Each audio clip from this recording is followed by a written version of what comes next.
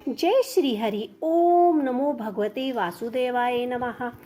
आइए जानते हैं एकादशी के उद्यापन में हमें क्या क्या उद्यापन करना चाहिए। निर्जला एकादशी है, बहुत बड़ी एकादशी मानी जाती है।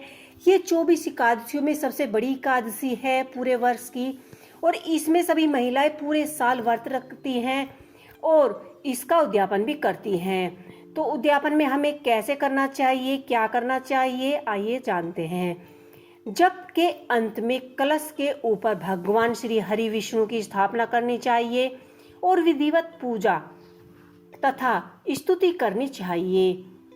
घटक युक्त पायस की आहुति देने के बाद 100 पालस की समध्याय घी में डुबोकर हवन करें, जो अंगूठे के सिरे से तनिज के सिरे तक लंबाई की हो। इसके बाद तिल की आहुति देनी चाहिए। एकादशी व्रत का उद्यापन कैसे करें, जाने इसकी पूरी विधि। आज हम आपको एकादशी व्रत उद्यापन कैसे करें इसके बारे में बताने जा रहे हैं। यह तो अब आप जानते ही होंगे कि एकादशी को ग्यारस के नाम से भी जाना जाता है। एकादशी का व्रत महीने में 2 बार आता है, एक शुक्ल पक्ष में और दूसरा कृष्ण पक्ष में। एकादशी का उद्यापन भगवान श्री हरि विष्णु कृष्ण के लिए समर्पित किया जाता है। यह तो आप सब जानते हैं कि किसी भी व्रत का उद्यापन किए हुए वह व्रत सिद्ध नहीं होता, इसलिए हमें उसका उद्यापन और उसकी जानकारी अवश्य ही होनी चाहिए। निर्जला एकादशी का उद्यापन विधि करने के लिए व्यक्ति को 12 ब्राह्मणों एवं उनकी पत्नियों को आमंत्रित करना चाहिए। एकादशी व्रत उद्यापन करने वाले व्यक्ति को उद्यापन वाले दिन जल्दी उठकर नित्य क्रम से निर्वित होकर साफ वस्त्र पहनकर तैयार हो जाना चाहिए। उसके बाद आचार्य जी को उत्तम रंगों के चक्र कमल से युक्त सौतम भद्रमंडल बनाकर श्वेत वस्त्र से अवेष्टित करें। फिर पंचपल्लव एवं यथावत संभव पंचरत्न से युक्त कपूर और अगरू की सुगंध से वास्तित जलपूर्ण कलश को जल कपड़े से वैशिष्टित करके उसके ऊपर तांबे का पूर्ण पात्र रखें एवं उसके बाद कलश को पुष्प मालाओं से भी वेष्टित करें।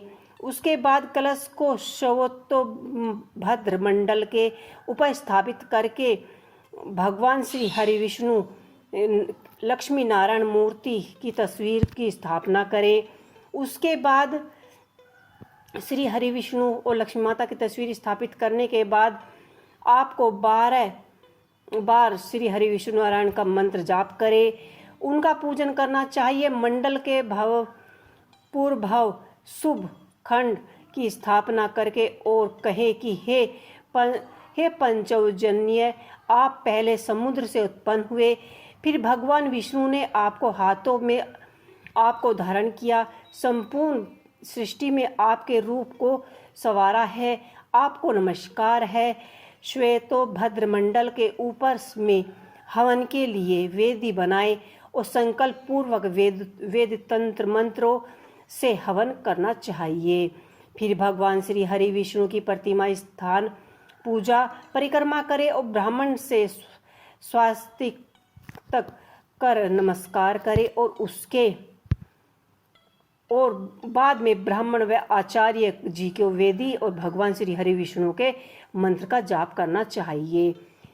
जब जाप के अंत में कलश के ऊपर भगवान श्री हरि विष्णु जी की स्थापना करनी चाहिए और विधि पूर्वक पूजन तथा स्तुति करनी चाहिए। घटक युक्त पायस की आहुति देने के बाद 100 पलास की समाधाय घी में डुबोकर हवन करें, जो अंगूठे के सिरे से तनुजित के सिरे तक लंबी हो।